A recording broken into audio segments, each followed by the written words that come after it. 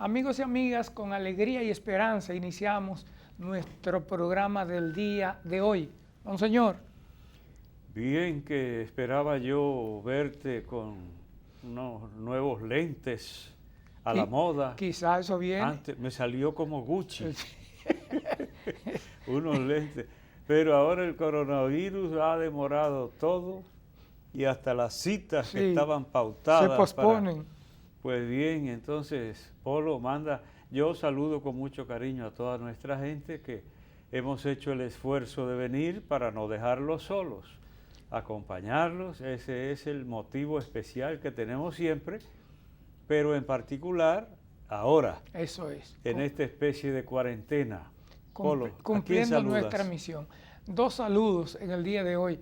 Uno a un señor que me encontré en una plaza de Santiago, del sector de Bellavista. Ahora el papelito se me ha extraviado, pero él sabe de quién estoy hablando y en un próximo programa daré su nombre. Gracias por todo lo que nos dijo del programa. Y la otra persona es Sandra, mi queridísima amiga, hija de Juanita y del diácono José Miguel, que me dijo que yo saludo a José Miguel, a Juanita, al hermano, y a ella nunca lo menciono.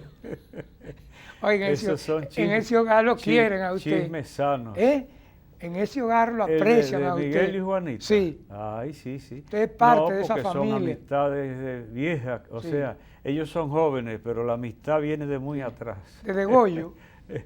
No, y antes Miguel. Sí. Antes conocí a Miguel. Y después la familia de Gregorio, Goyo. Sí, Goyo. Con Diomedes Espinal. Sí. Éramos los dos amigos de esa casa. Diomedes el padrino. Y además Diomedes con el mismo apellido, dime tú. Sí. Espinal. Ellos viven en Santiago, son de Jánico. ¿Y usted a quién va a saludar?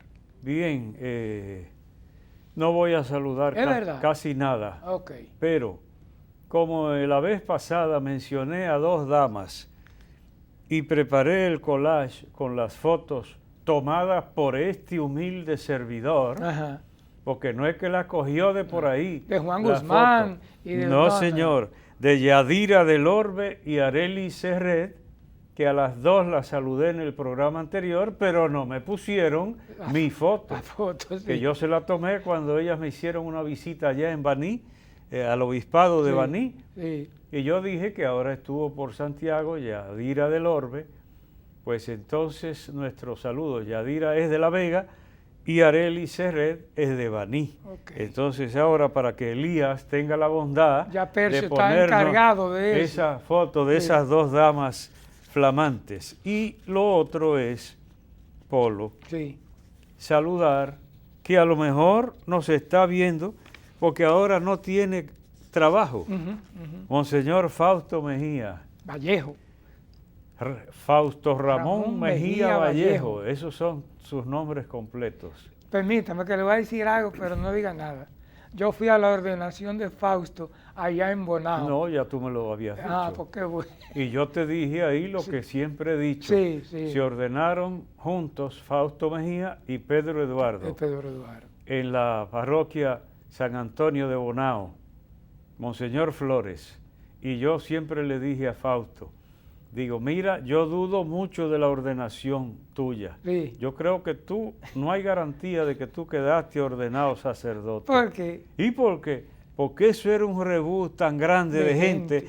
La iglesia La iglesia resultó pequeña.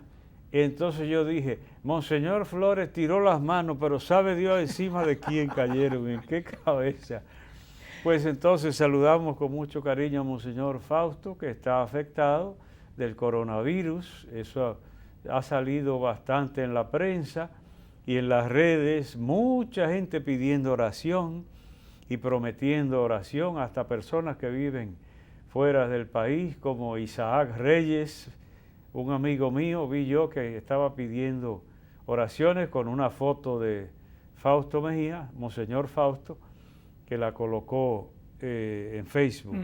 Entonces en la prensa salió, como lo ve nuestro amigo Percio ahí, el rector de la UCNE y Peggy Cabral dan positivo al virus. Salieron los dos juntiticos como dos hermanitos, doña Peggy Cabral que tuve la dicha de conocerla recientemente. Nunca la había saludado en persona y ella estaba en primera fila en la Eucaristía que yo presidí en el cumpleaños del Tribunal Superior Electoral. Entonces, en el momento, al final, fui a saludar a los jueces y juezas y estaba ella al otro lado. Digo, primera vez que la veo en persona, tanto verla en la televisión, en los medios. Pues ahora está afectada tanto para ella como para Monseñor Fausto y las otras personas también, profesor Izquierdo aquí en Santiago. Y otras personas, pues las tenemos encomendadas al Señor, que Él haga su obra. Polo. Me recojo porque entramos a la palabra. Vamos a tomar una partecita hoy del Evangelio de San Juan, que hace días que no nos asomamos al evangelista. Juan capítulo 4, 43, 54. Capítulo 4, versos del 43 al 54. Salió Jesús de Samaria para Galilea. Jesús mismo había hecho esta afirmación: un profeta no es estimado en su propia patria. ¿Tú te acuerdas? Eso se menciona mucho, Polo. Nadie es profeta en su tierra. Nadie es profeta en su tierra, dicen. Y sin embargo, uno tiene que darse a respetar hasta en su propio medio. Y sucede que el que se esfuerza hasta en su propia familia logra el reconocimiento, pero da más trabajo. Y si es aquí en este país, Polo, mucho más, porque yo creo que hemos crecido como país, humanamente hemos crecido, porque acuérdate, pero todavía queda, que cualquier cosa extranjera era mejor. Sí. Entonces, dime tú, no, ese es un dominicanito. Pero cuando sale un timacle de hombre, con Jesús, qué palabra, o una dama que se destaca, mira, por ejemplo, el que dio nombre a la Plaza de la Salud, el doctor Taveras Rodríguez, que es pariente cercano del cardenal López Rodríguez, un científico celebradísimo fuera del país, dominicano. No, entonces, esas personas así han hecho que le demos valor a lo nuestro. También hemos trabajado para crear conciencia, porque uno mismo, para el complejo de Guacanagariz, que se termine algún día, es de raza española, desciende de españoles. ¿Tú oíste eso? Sí. Y si no, eso está hecho por un blanco. ¿Cuántas cosas? Y mira, cuando dice usted de dominicanos y dominicanas que se han destacado, en lo mismo Estados Unidos, lo que pasa es que eso no se dice mucho. ¿Cuántos médicos dirigiendo hospitales y en puestos importantísimos? No, destacadísimos. Yo mencioné uno. Sí. Pero gracias. Por eso te digo que se ha ido venciendo esa idea de que todo lo extranjero, además que ahora se viaja mucho más que antes. Antes no se viajaba y todo el mundo era ciego, solo lo que le contaban. Pero el que va a los lugares, eso es tan tremendo que me parece que hasta a mí mismo me sucedería. Yo creí como que en España no hacía calor, que eso era el paraíso terrenal. Cuando me tocó ir y yo vi en las calles de Madrid, en los termómetros que hay en la calle, 45 grados en las calles, yo dije, ¿y este no es el paraíso? Sí. ¿Y cuándo he visto yo en Santo Domingo un calor de 45 grados en la calle? Ni en Montecristi. Ni en Montecristi, ni en el sur. Entonces, es eso. También ahora la globalización hace que se conozca más, pero también crece la conciencia. Pero bien, Polo, el tema no es la dominicanidad, sino que el tema es el profeta tiene que llegar a ser bien recibido en su propia tierra, tiene que llegar a ser. Pero mientras tanto, hasta a Cristo mismo le tocó padecer. Cosechar eso. Esa falta de consideración le tocó a él. Cuando llegó a Galilea, los galileos lo recibieron bien porque habían visto todo lo que había hecho Jesús en Jerusalén durante la fiesta, porque ellos también estaban allá. Fue Jesús otra vez a Caná de Galilea. Mira cómo es Juan, que le va dando seguimiento a sus temas, porque yo oí a uno que dijo una vez, eso de Lázaro, capítulo 11 de San Juan, eso debe ser un invento piadoso. Pero mira el rigor de Juan, que después vuelve y presenta al mismo Lázaro en escena, para que se sepa que no es que apareció por error en algo, sino que le da seguimiento. Mira ahora, ese es Juan, mira esta característica. Jesús fue otra vez a Caná de Galilea, donde había convertido el agua en vino. Por súplica de la madre, confirmó la fe de los discípulos. La gente no destaca mucho eso. Pero, convirtió el agua en vino. Sí, pero fue la madre que suplicó. Y entonces dice, y así realizó Jesús el primer signo y confirmó la fe de sus discípulos. No es, hizo el taumaturgo, hizo una maravilla. No, confirmó la fe. Por tanto, aquí lo grande no es la maravilla que hizo, sino consolidar la fe. Pero bien, una vez hablábamos muchísimo de la fe aquí, ¿tú te acuerdas? Que salía el tema y volvía a aparecer. Pues ahora me quedó esa reminiscencia a propósito de esta expresión de Caná de Galilea. Y aquí viene, había un funcionario real que tenía un hijo enfermo en Cafarnaúm. En Cafarnaúm está todavía el lugarcito de la casa de Pedro, hasta con algunas inscripciones, lo que indicaba que después de casa de familia se convirtió en centro de culto, y ahí se dejaban escritas invocaciones a Dios. Se convirtió como en una capillita en Cafarnaúm. Entonces, tenía un hijo enfermo, este funcionario real de Cafarnaúm, y oyendo que Jesús había llegado de Judea a Galilea, fue a verlo y le pedía que bajara a curar a su hijo que estaba muriéndose. Es común en el Evangelio. Y óyete la respuesta de Jesús. Ustedes, como no vean signos y prodigios, no creen. Jesús a veces era fuerte, porque eso está fuerte. El pobre se diría, viene a buscar auxilio y oiga con lo que le sale Jesús. Él sabrá por qué lo hace. Acuérdate de la Sirofenicia, donde es actualmente el Líbano, por ahí, Tiro y Sidón y más arriba, por ahí andaba Jesús y le cayó atrás aquella mujer, fue detrás de él. Ten compasión de mi hija, era una extranjera. Entonces ahí viene lo demás. Señor, tengo una hija padeciendo en cantidad. Dice, no está bien echar el pan, no está bien echar a los perros el pan de los hijos. Oye, eso es duro. Sí.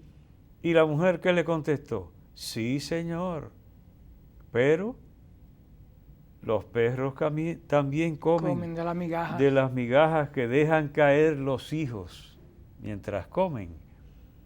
Entonces no se ofendió y sin embargo nunca había visto una fe tan grande. El Señor tenía que admirarse. Y ahora, ustedes como no vean signos y prodigios, no creen. Se podría decir que el hombre no le hizo caso. Estaba tan centrado en su preocupación, en el dolor de ver a un hijo muriéndosele, porque habrá que saber lo que es para un padre ver que se le muera un hijo, porque se supone que el joven puede morir, pero el viejo no puede vivir, como decía el abuelo mío. Entonces, si se va a morir alguien, no debe empezar por los más jóvenes. Y por eso pienso yo que para un padre o una madre, ver que se le muera un hijo debe ser algo muy grande. Y esa es la situación. Permítame precisamente decir algo que siempre usted en los comentarios también toca temas que hacen ver el hecho más. Mi mamá, cuando murió mi hermano Kiko, de ahí ella comenzó ya a deteriorarse un poco. Y ella decía, mi hijo, se me fue un pedazo de mi corazón. Es lo común de las madres y de los padres, pero de las madres mucho más. Yo no sé si yo mencioné aquí a Mercedes Landeta, sí, que luego fui a celebrar la misa de los 9 días de ella en Canca la Reina. Murió de 92 años y poquitos días antes yo fui a visitar a la tía Fonsa y de regreso pensé en entrar. Nos detuvimos un poco, vi todo cerrado, iba a seguir, abrieron una puerta, entré y fue la última vez. Entonces, se le había muerto un hijo, con 92, se le había muerto un hijo. Entonces, cuando lo mencionamos ahí, ay, acongojada de que lo mencionaron nada más, y ya llevaría quizás más de un mes cuando yo pude pasar por allá. ¿Y ella con 90? Y ella con 92 y todavía se notó el sufrimiento. Entonces yo le dije unas palabras de aliento, hice una oración con ella, le di la bendición y esa fue la última vez. Pero me vino a la mente por el dolor con 92 y todavía, porque se supone que debía morir ella, no el hijo, un hijo joven. Bien, pues el funcionario real no enfrentó a Jesús y se podría decir no le hizo caso, porque Jesús le hizo un reclamo y él no se dio por aludido, sino que insistió, Señor, baja antes de que se muera mi niño. Y Jesús le había reclamado, oiga, la fe de ustedes si no es viendo milagros, y sin embargo él lo que hizo fue insistir, baja antes de que se muera mi niño. Y Jesús le contestó, anda, tu hijo está curado. No hubo más. No es como uno que con aparataje viene a hacer figuras como ve uno en las películas, de que un brujo o alguien con poderes extraordinarios, y entonces hace muchísimas musarañas. Yo conocí por allá, por Baní, uno que se montaba y tenía cantidad de santos, un altar, y cogía un tremendo cigarro, entonces comenzaba a dar golpe con el cigarro y a echar humo por todas partes.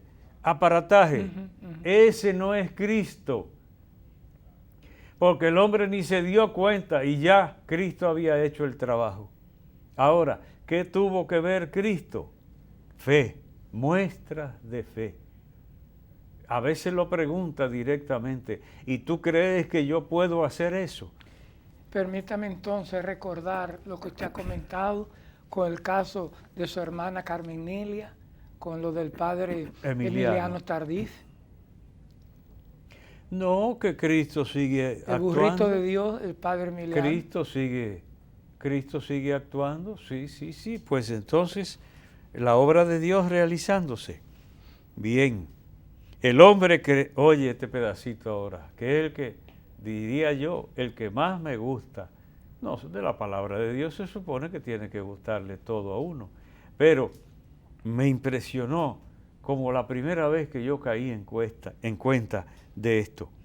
El hombre creyó en la palabra de Jesús y se puso en camino. Es un simple detalle aparentemente circunstancial, pero es todo un programa de vida para el creyente, en una sola expresión: creer en la palabra de Jesús.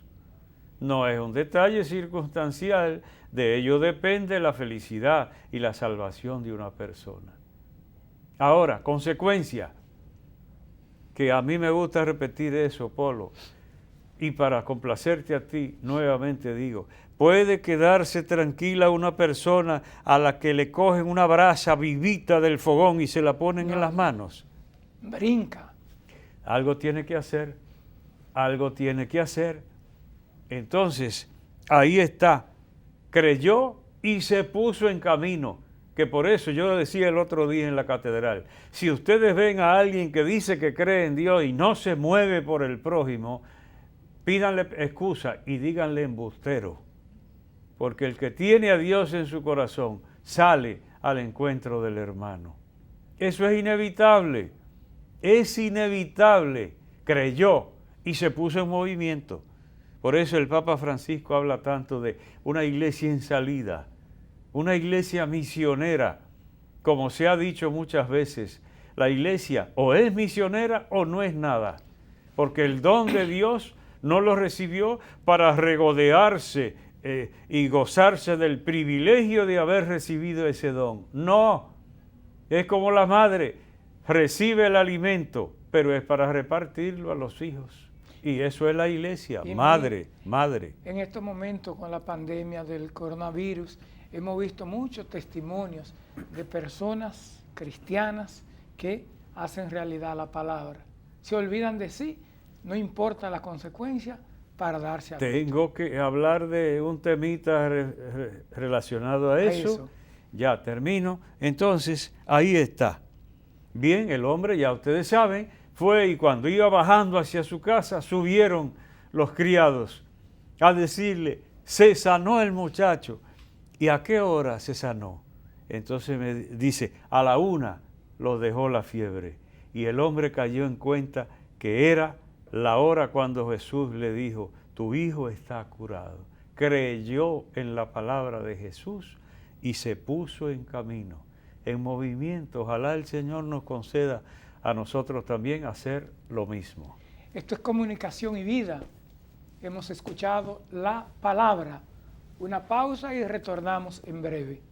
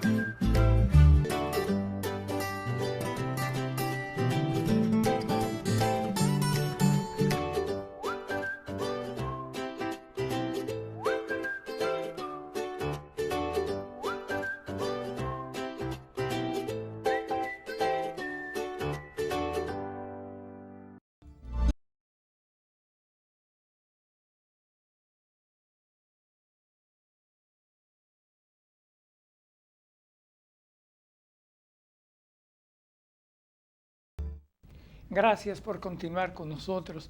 Agradecemos a muchas personas que a través de YouTube también siguen nuestro espacio y nos envían el reporte Comunicación y Vida. Ahí están, lo pueden buscar. Entramos ahora a la... No me economices, tú estás muy moderado la con palabrita. Ese timbre, no, porque debo hacer la diferencia entre la palabra, que es la palabra, entonces, y la palabrita. Entonces tú debías reservar por ahí una campana para la palabra y un timbre para... Está bien. Pero ya eso.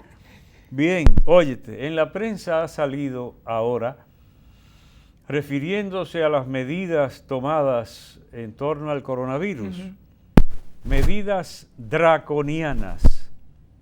Eso ha salido varias veces en la prensa. Medidas draconianas. Es grande esa palabra, ¿eh? Pues veamos, miren la imagen. Ahí encontré unos jueces más feos, mire, y puse los más feos que encontré. Entonces, draconiano, ¿a qué se refiere? A un legislador de Atenas llamado Dracón. Dracón, y de ahí viene draconiana, al que se le atribuye haber establecido un código muy severo, un código de leyes muy severo.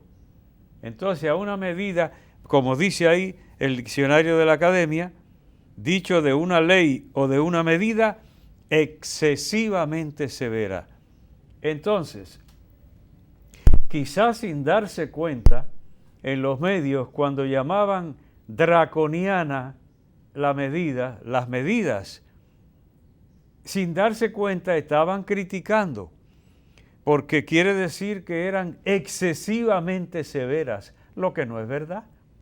No es verdad, porque probablemente se tomen más medidas rigurosas dependiendo del avance del coronavirus. Entonces, pero, como así salió en la prensa, equivalente a medidas fuertes, pero no es eso. Draconiano significa excesivamente fuerte, excesivamente severo. Entonces, les pongo ahí al lado, nada más por curiosidad, con esos paquetes de tela, polo, que ahora hay de todo en internet. Sí. No fui a una tienda a sacar una foto de esos rollos de tela.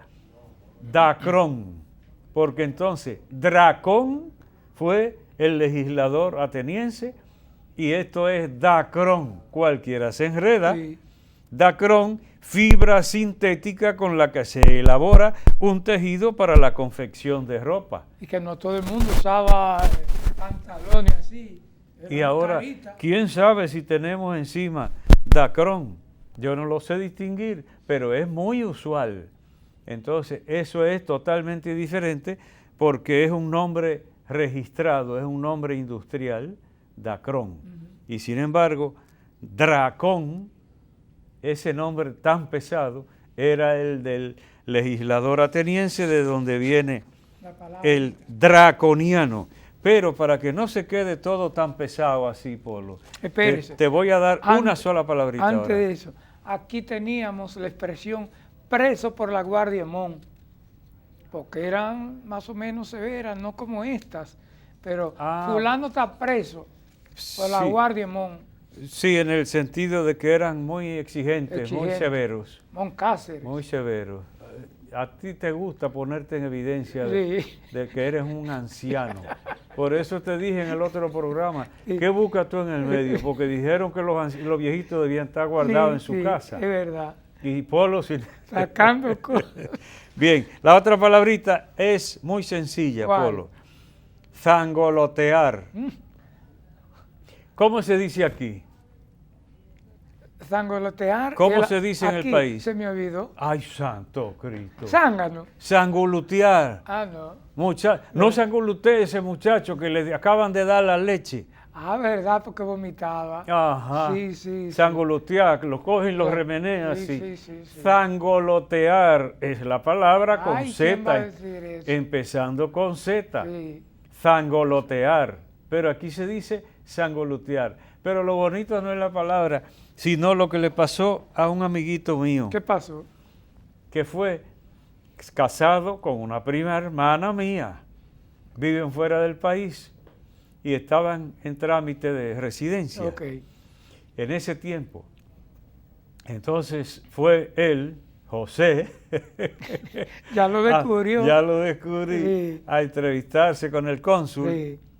¿Cónsules? Sí. Y entonces a examinarlo para darle paso para Estados Unidos, para la residencia.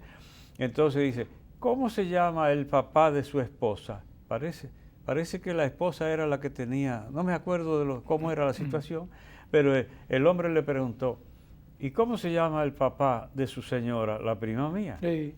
Entonces dice él, Ramón Medina. Y entonces le dice el cónsul, dice, pero tiene otro nombre. Y dice, José dice, yo no sé, es como sanguluteado. Y entonces, muy bien, le dijo el cónsul. Muy bien, muy bien. ¿Cómo se llamaría el hombre? Salustiano Ramón Medina. Salustiano Ramón Medina, como dice ahí. Sí. Salustiano, esposo de tía Berta Bretón, Sí. Albertina Bretón. Entonces, yo no sé, es como sanguluteado. Y el hombre le dijo que estaba bien, Salustiano. Entonces, esa palabrita para mí, sangolotear, sí, como decimos nosotros, sangulutear, para mí es un chiste esa palabra, sí, porque me trae al recuerdo. Tengo un amigo en San Francisco de Macorís que se llama Salustiano, pero nadie menciona la S. Salustiano. Ajá, pero sí. Salustiano Ramón Medina. Bien, Polo, ahora lo que te dije. Sí.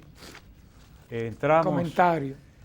Entramos de inmediato al otro temita del coronavirus. Yo quiero referirme a eso, que salió en el Diario Libre el 20 de marzo. Salió publicado. Yo he hecho referencia aquí, Polo, y se supone que tú eres testigo varias veces a esa sección, esa columna del Diario Libre que se llama AM. Sí, antes meridiano. Antes meridiano. Que, aunque no ponen el nombre directamente por el correo electrónico, se ve que es mi amigo Adriano Miguel Tejada el que se ocupa de esa columna. Ahora, el 20 de marzo, él le dio paso a un periodista, Michel de Veras. No lo había oído mencionar. Ahí da por supuesto que es conocido.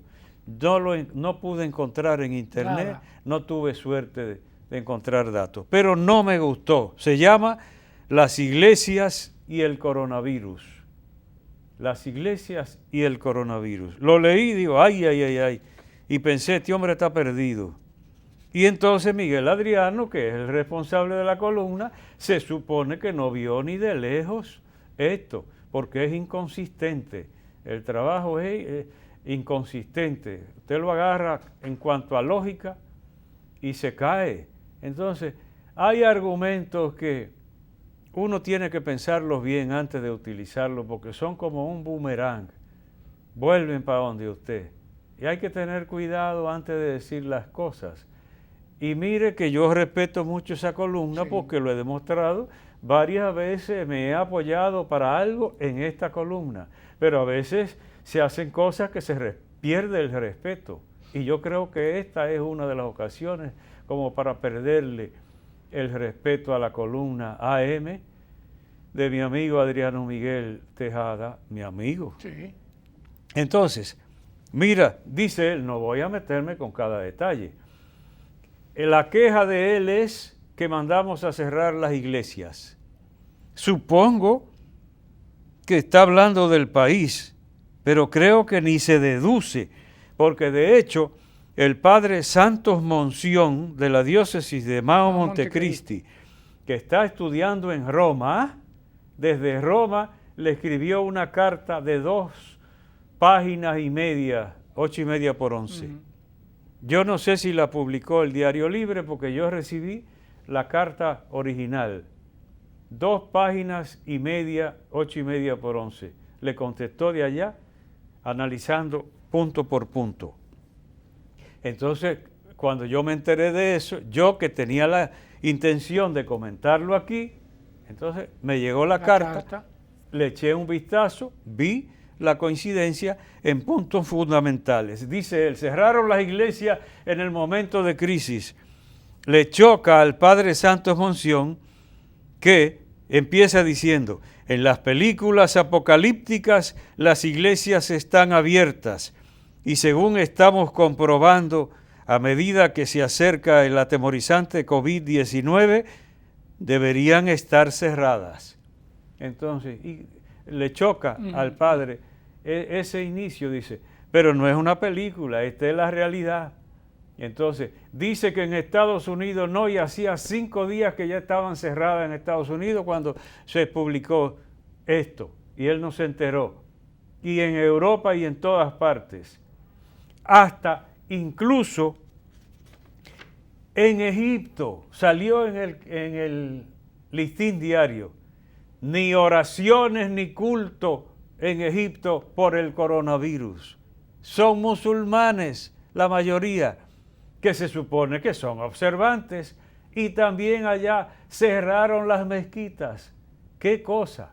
Entonces, yo lo que me puse a pensar, lo del argumento que dije, que hay que tener cuidado en usar un argumento, porque él dice, y si no sirve la iglesia en este momento de crisis y la cerramos, ¿por qué no la dejamos cerrada para siempre? Dice él. Que llegó lejos. Entonces digo, pero óyete, qué argumento tan tremendo, porque yo te lo aplicaría a ti, periodista, en este caso que no lo conozco, lo respeto, Michel de Veras.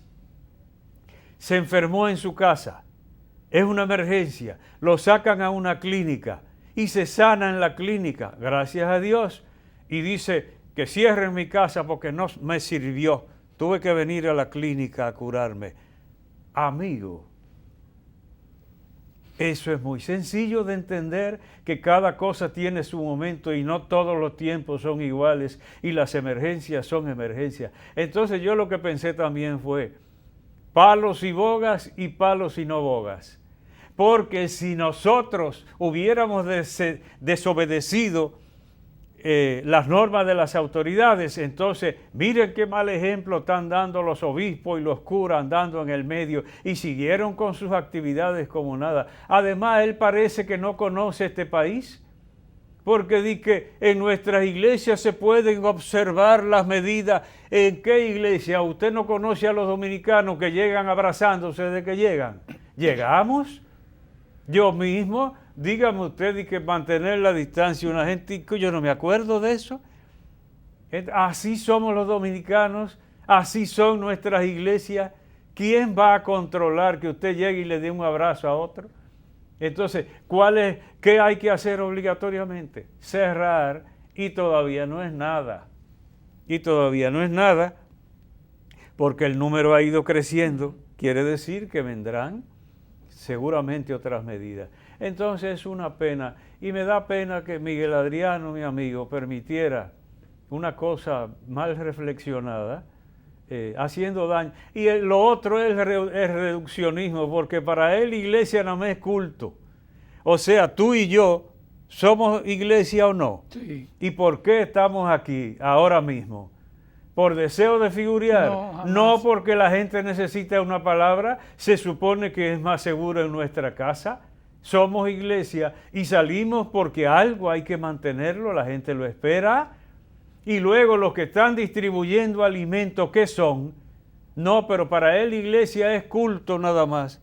Está muy estrecha esa visión de Michel de Veras, y debió darse cuenta Adriano Miguel. Entonces, caramba, confunden a la gente. Dígame usted, solo se hizo para la logística de la distribución de alimentos, los vicarios zonales, sacerdotes, con enviados del gobierno y Cáritas Arquidiocesana de Santiago, prepararon toda la logística con un centro grande de acopio para la distribución de alimentos, y en la iglesia, ¿en qué periódico ha salido? No tiene que salir en periódico. Y a veces, aunque salga el periódico, los periodistas y comunicadores no se ocupan de ver esas cosas. Esa es nuestra situación. Pero me sentí yo en la obligación de mencionar algo referido a mi amigo y hermano Adriano Miguel Tejada, y a esta infortunada participación en esta columna, a la que respondió mucho mejor que yo esa carta del padre Santos Monción de la diócesis de Mao Montecristi. Como dijimos, está radicado ahora mismo en Roma, estudiando por allá. Entonces, me hace pensar en un diplomado que se dio en la Madre Maestra en Santiago, también en la capital, para comunicadores y comunicadoras, para comprender, aunque no fueran creyentes, comprender la vida de la iglesia, para si usted va a comentar, entonces no caiga en la ignorancia, sino que tenga fundamento, y así sus lectores respetarán mucho más lo que cada uno escribe. Por eso insisto mucho en los muchachos, en los estudiantes, en la materia Iglesia y Medios de Comunicación. Bien, Ahora, Polo, la otra cosa, la actitud de la ciudadanía. Casi todo el mundo ha hecho el esfuerzo de cumplir las medidas gubernamentales y eso es lo que hemos hecho nosotros inmediatamente. Por ejemplo, la conferencia del episcopado, se reunieron los que pudieron. Citaron primero al Consejo Permanente, yo no podía. Se reunió un grupo de la conferencia y emanaron una serie de guías. Se supone que cada obispo debe hacerlo en su diócesis, pero la conferencia orienta de por dónde va el sentir, porque solamente una cosa tendría así validez, fuerza de ley, cuando es el acuerdo de todos los obispos. Pero ahí inmediatamente la conferencia emitió un comunicado. Cuando llegó el de la conferencia, yo tenía el mío terminado, porque ya nos habíamos reunido los obispos auxiliares y un servidor, y de ahí entonces salió una circular para toda la Arquidiócesis de Santiago, pidiendo fundamentalmente acatar de buen grado todas las indicaciones de las autoridades.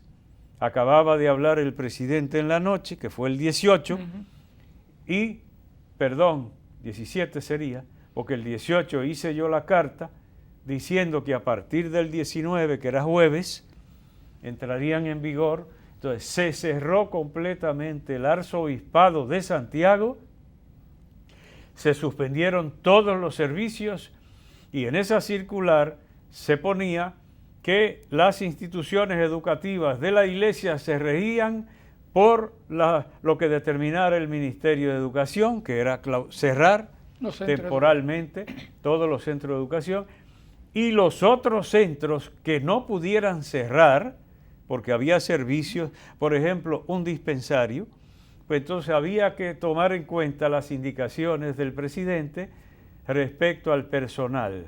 Si había varias personas, mandar para su casa a los mayores de 60 años, alternarlos, flexibilizar, o si se podía, cerrar.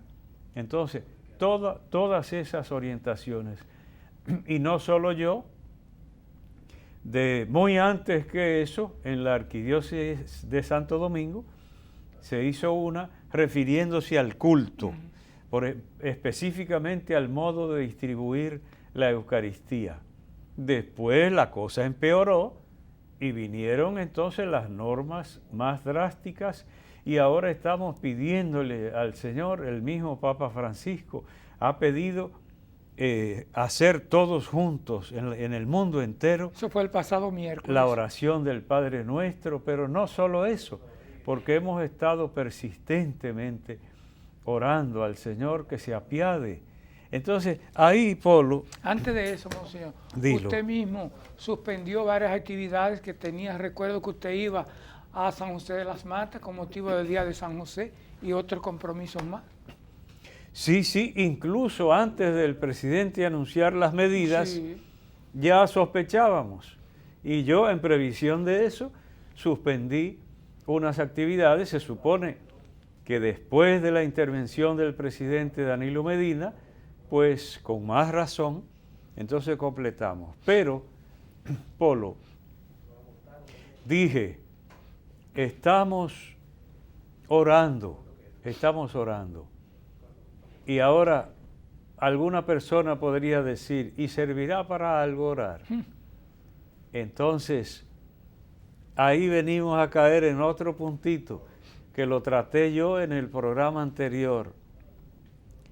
Estas cosas ponen a prueba nuestra condición humana. Estas situaciones pueden convertirse en piedra de toque para nuestra humanidad.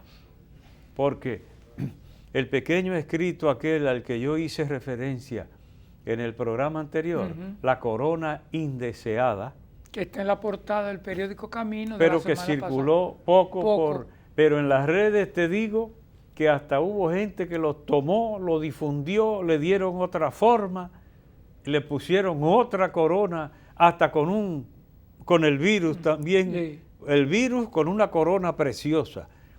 Entonces tomaron el texto. Entonces, ¿qué planteaba yo? Es lamentable que sucedan estas cosas y que mueran personas y que otras por lo menos padezcan un tiempo.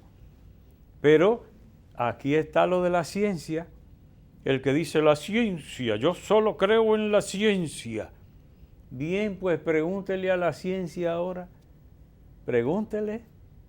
Y lo que decíamos, con el SIDA, con el cáncer, con tantas cosas, que ahí fue que cité al académico español, Pedro Laín Entralgo, que él decía que la ciencia del siglo XIX era arrogante y la del siglo XX era humilde. Y ahora estamos en el XXI, y yo digo, si viviera todavía, que no vive ya, en este mundo, Pedro Laín Entralgo, académico y médico renombrado español, si viviera le pediría a la ciencia humildad, porque yo dije, una cosita tan insignificante y puede más que las autoridades. Porque llega el virus, ¿quién manda? ¿Manda el virus? Porque la autoridad lo único que tiene que hacer es adaptarse. Entonces, tanta tecnología de punta, bombas para destruir medio planeta, digo medio, para no ponerlo completo. Y sin embargo, una criaturita insignificante paralizando ciudades enteras, que no lo logra ni la autoridad. Miren a Europa. Entonces, alterando el ritmo de vida de las personas, descalabrando la economía, una pequeñita criatura insignificante. ¿Y la ciencia dónde está? Humilde debe estar, porque todavía hay muchos desafíos y se responde a unos desafíos y se resuelven problemas, y cuando usted viene a ver, pasa el tiempo, otro desafío. Y no, entonces ahí fue que hasta cantamos la otra vez, pero ahora no vamos a cantar. Grande solo es Dios. Yo pensaba que el hombre era grande, pero ¿qué va? Entonces digo, estas cosas suceden y nos hacen reflexionar sobre nuestra condición humana. No somos omnipotentes, ni mucho menos, y dependemos de mucho. Hay una fragilidad. Ay, me viene a la mente ese señor de Altamira, un abogado que luego tuvo dificultades con su mente y repetía mucho una expresión que a mí no se me ha borrado jamás. Apellido Vargas, de Altamira, la piedra de Altamira. Y decía él, la vida está frágil. Lo repetía mucho, la vida está frágil. Frágil está y frágil es nuestra condición humana, y hay cositas que vienen a recordarlo. Ahora, mira, todo es una oportunidad, hasta un desastre puede ser una oportunidad. Eso está dicho no por gente religiosa, sino por negociantes. Todo es una oportunidad. Porque ahora, por ejemplo, toque de queda, recluirse en los hogares. El mismo Papa dijo, ahora tienen oportunidad de ser creativos en la convivencia, en la familia. Personas que no se veían más que cuando llegaban a dormir, y ahora en la casa. Miren en Italia, los italianos son muy creativos, sí, es verdad, pero entonces abrían la ventana porque no podían salir. No.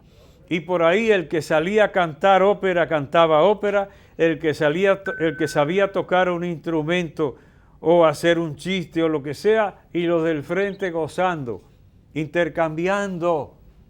Es decir, que todo tiene oportunidad. Ahora, yo me lamenté por esas personas que no tienen armonía en el hogar, que uno lo sabe, que son casi enemigos en la propia casa. enemigos bajo el mismo techo. Entonces, para un hombre o para una mujer, el trabajo o la salida del hogar, eso es perfecto para no tener que compartir con los de su casa. Y ahora, por eso ponen toque de queda y agarran no sé cuánto en la calle. Entonces, ¿en qué medida será porque no sufren estar con su familia? Eso sería triste.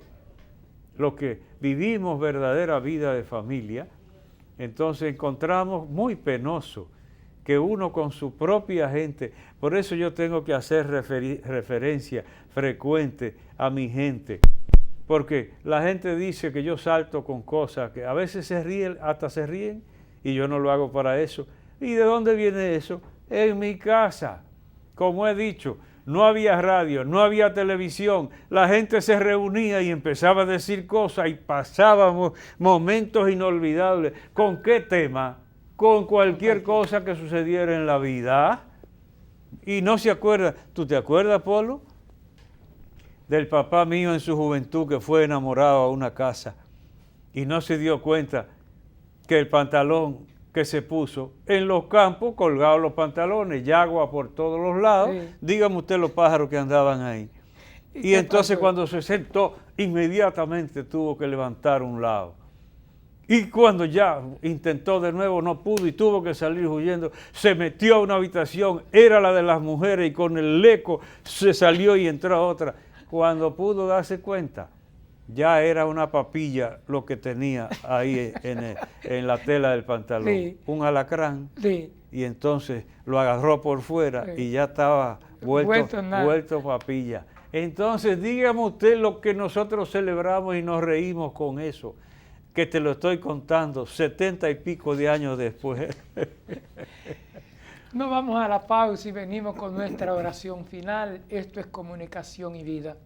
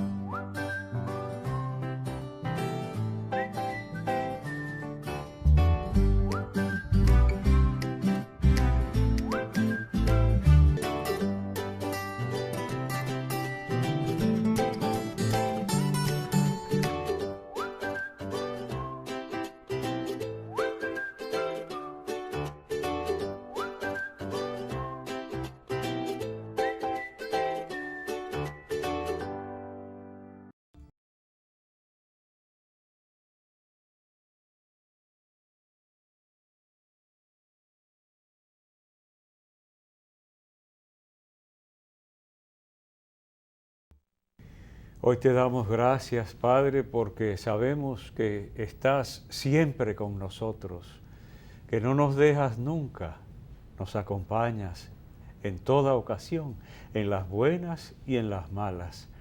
Te pedimos que asistas a los enfermos, especialmente los que están aquejados con el coronavirus, para que sientan tu protección, ellos, y también sientan la fuerza de tu presencia los familiares que tienen que sobrellevar. Bendícenos a todos, ayúdanos a salir a camino y que por fin también nos veamos libres de esta pandemia. A ti te lo pedimos, que vives y reinas por los siglos de los siglos. Amén. Gracias por estar con nosotros. Les esperamos en la próxima emisión de Comunicación y Vida.